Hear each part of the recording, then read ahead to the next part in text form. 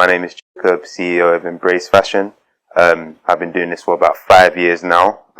Always been interested in fashion. I have the typical story for someone that has a passion for something. I've always been interested in it from young.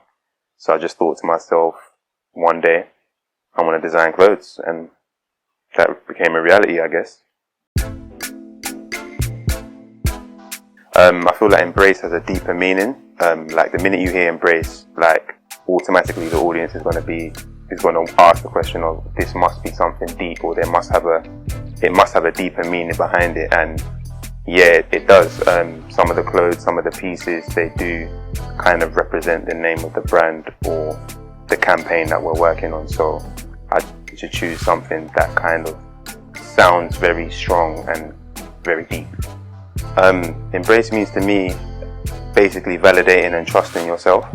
I believe we live in a time where people are seeking validation from many different things, many different people, and in reality, you should be trusting yourself, trusting your own process, trusting your journey, and believing in your world and what you're capable of doing. I truly believe that the minute you embrace yourself, that's when you'll see your full potential and you will learn to love yourself even more. It sounds cliche, but it's real. That's a very hard question because I want to give the answer of it's for everyone, but at the same time it's for particular people who understand their style, if that makes sense. With Embrace, some of the fashion has the slogan, it's your world in it, so it kind of accommodates the individual. So for example, I have fashion that's simple. It could just be a simple tee with Embrace and the logo I designed on it, or it could be something very loud and destructive like the Crystal Skull, for example, in a completely different color. But you'll still know it's Embrace, if that makes sense, because it has that sense of simplicity and complexity as well. So yeah. And I always used to wear designer clothes, or try to wear designer clothes, or as much as I could afford, because it was kind of trendy. You just wanted to fit in. But as you kind of get older, you sort of go on your own journey and your path, which is relevant to the brand. When you start to embrace yourself, you really start to understand yourself and know the journey that you're going to be on. So the minute that I understood that, it kind of like hit a switch in my mind and said, listen, create for yourself instead of always conforming and following the next person's trend. So yeah.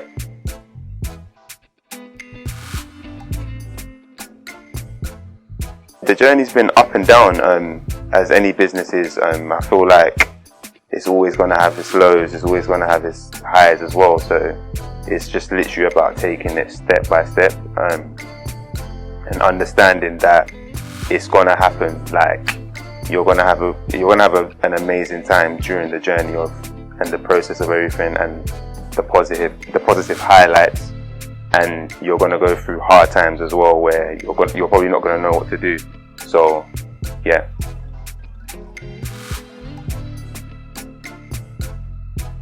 I think the narrative of something being extremely expensive, meaning that it's of high quality. Not everything that is expensive is of high quality and is all that. It all depends on the individual. It all goes back to embracing yourself. If you know how to embrace yourself and trust yourself and validate yourself, you can rock anything. You can rock the cheapest clothes. It doesn't matter. It depends on the individual and how they wear it. So just the narrative of expensive being amazing, because you can get cheap and it can still look amazing. As I said before, I've done cheap t-shirts before, but it looks great because I know how to rock it, and the people around me and the people that are affiliated with Embrace and the people that understand and represent the brand, they know how to rock it. So it's all about the individual. Embrace yourself and validate yourself. Straight.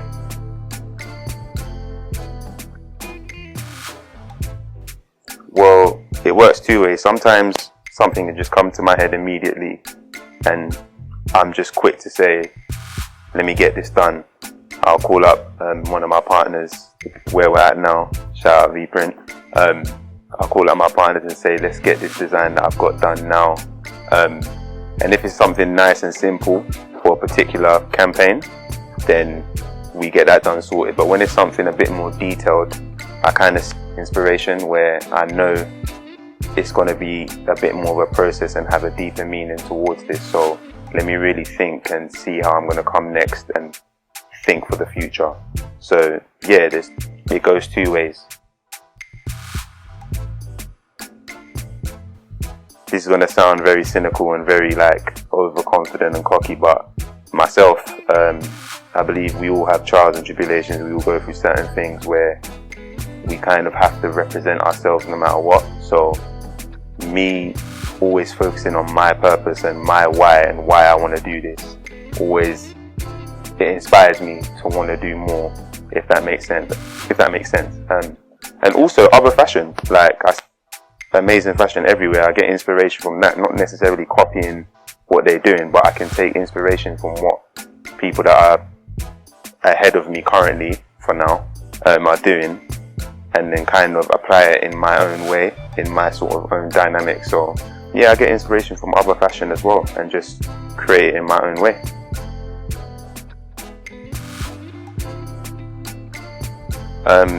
Well, I just always believe that I'm a creative person, but discovering what creative sort of journey I'm on was the difficult part. So I kind of had to seek it. Sometimes you have to, not everything comes to you. I believe sometimes you actually have to go out of your way to kind of discover what you really like. And I believe I did that with like fashion and business and creativity, seeing as my whole life I've kind of done things like that, relevant to fashion and business. So I just thought to myself, yeah, this has to be the direction that I should be going down. It felt like a revelation, because it just felt like I was meant to be doing this. It's like I was searching for something and I found it, if that makes sense. So the minute I found it, it's like I just knew the feeling. Like I just felt a feeling within. I was like, this is exactly what I was meant to be doing, because it all flowed. When you're meant to be doing something, everything just flows. Like the universe works in that way. So yeah, it felt amazing because I knew I had done that. Like I had set a task and I had completed it, and it was being represented how I wanted it to be represented. It was very hard. Not everything is easy. Like there's so many small details that you kind of have to pay attention to. For example, even finding manufacturers, finding the best materials that you want to use. You have to be very particular at that, and just having that, like knowing how to do all that, was kind of like, it gave me even more of a better feeling knowing that I've completed this, or I'm on the journey of doing this particular task. So yeah.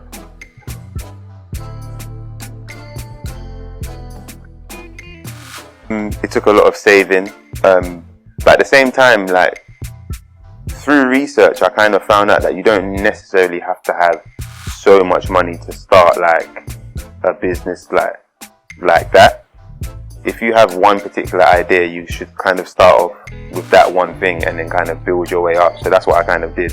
I literally I did the most typical thing ever. I literally just printed the word embrace on a t-shirt with colours and just said, let me do my own self promo, wear it to places and see the reaction I get, or tell people that this is my brand, or something like that. So through word of mouth and things like that. So I did it kind of like that. So when people were asking, oh, what's this, or what's that, it's building the demand. So that's when I'm like, okay, cool.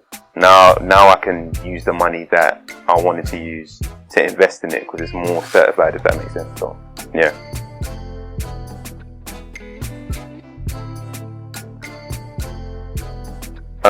Yeah, because the market is oversaturated, that was already a difficulty for me. So I was just thinking, how am I going to become unique? First and foremost, I believe the word embrace is unique enough.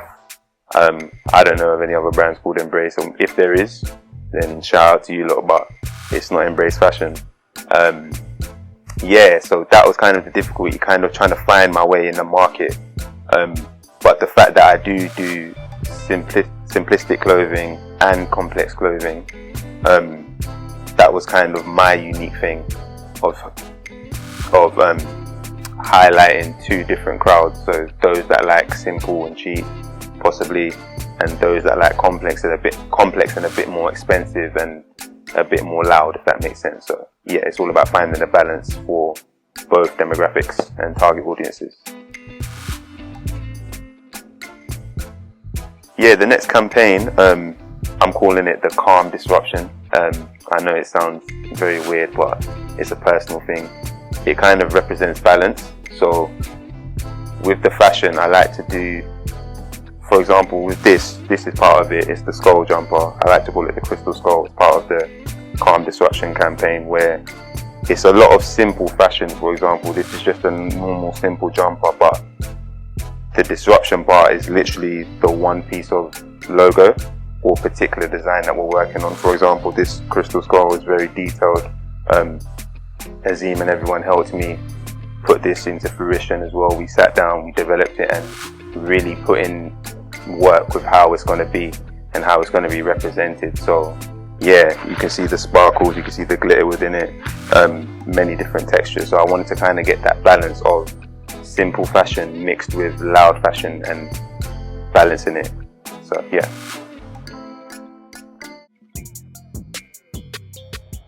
I believe participating in the fashion show was amazing. Doing my first fashion show was great, because it kind of highlighted the fact that my brand is being represented for the right reasons. Of course, having a fashion brand and being involved in a fashion show, that's idealistic, and that's a milestone that every creator or designer wants to be a part of. Even if it's not a big scale fashion show, it doesn't matter. You're still involved in something that's to do with your craft. So yeah, that's definitely been a high point. Experimenting with different materials has been a high point as well. Like, one thing about Embrace is that we don't just stick to one particular material, one particular fabric. Like, I'm in Embrace head to toe and everything is different. This is nylon, this is cotton. So yeah, just experimenting and it coming into fruition and actually looking like how it looks in my head. That's one thing I like to do, making sure that it looks exactly like how it is in my head.